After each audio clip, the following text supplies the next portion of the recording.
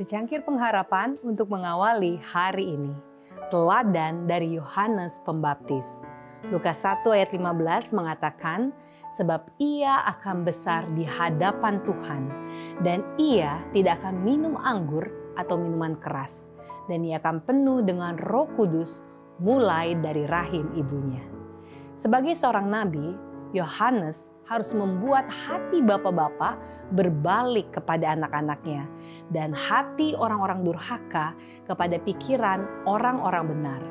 Dan dengan demikian menyiapkan bagi Tuhan suatu umat yang layak baginya. Dalam mempersiapkan jalan bagi kedatangan Kristus yang pertama kalinya, ia mengibaratkan orang-orang yang akan mempersiapkan suatu umat bagi kedatangan Tuhan kita yang kedua kalinya. Dunia sudah terjerumus ke dalam jurang pemanjaan diri.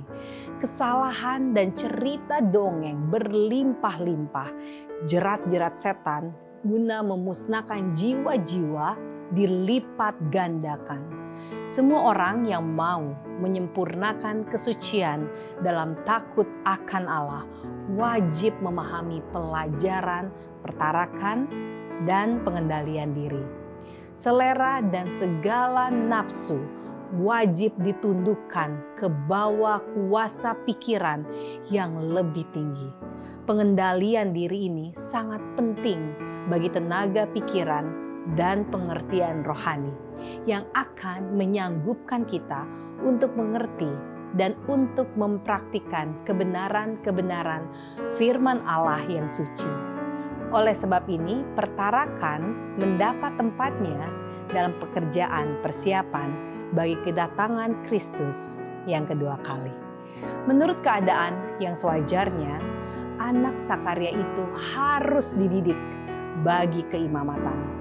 Akan tetapi, pendidikan di sekolah rabi-rabi pasti akan menjadikan dia tidak cocok untuk pekerjaannya. Allah tidak menyuruh dia pergi kepada guru-guru agama untuk belajar bagaimana menafsirkan Alkitab. Dipanggilnya dia ke padang belantara supaya ia dapat belajar dari alam kejadian dan Allah alam kejadian itu. Di suatu daerah yang sunyi ia tinggal. Di antara bukit-bukit yang tandus, jurang-jurang yang dalam, dan gua-gua batu. Tetapi adalah kemauannya sendiri untuk meninggalkan segala kesenangan dan kemewahan hidup demi disiplin yang keras di padang belantara. Di sana keadaan di sekelilingnya cocok bagi kebiasaan-kebiasaan kesederhanaan dan penyangkalan diri. Dalam keadaan tidak terganggu oleh keramaian dunia, ia dapat mempelajari pelajaran-pelajaran dari alam kejadian, dari wahyu dan dari Allah. Perkataan malaikat kepada Zakaria itu telah sering diulangi kepada Yohanes oleh ayah bundanya yang beribadah itu.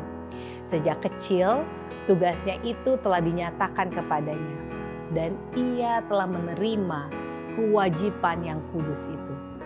Baginya, kesunyian padang belantara itu merupakan suatu tempat menjauhkan diri dari masyarakat di mana kecurigaan, sikap kurang percaya, dan percabulan yang sudah hampir merata. Ia tidak percaya pada kuasanya sendiri untuk melawan pencobaan dan menjauhkan diri dari hubungan yang tetap dalam dosa, agar ia jangan kehilangan rasa akan kedahsyatan dosa itu, karena telah diserahkan kepada Allah sebagai seorang nazir Allah sejak lahir. Ia sendiri menunaikan nazar itu dalam penyerahan seumur hidup. Alfa dan Omega, Jilid 5, halaman 91 sampai 93. Demikianlah renungan kita hari ini. Selalu mulai hari Anda dengan secangkir pengharapan.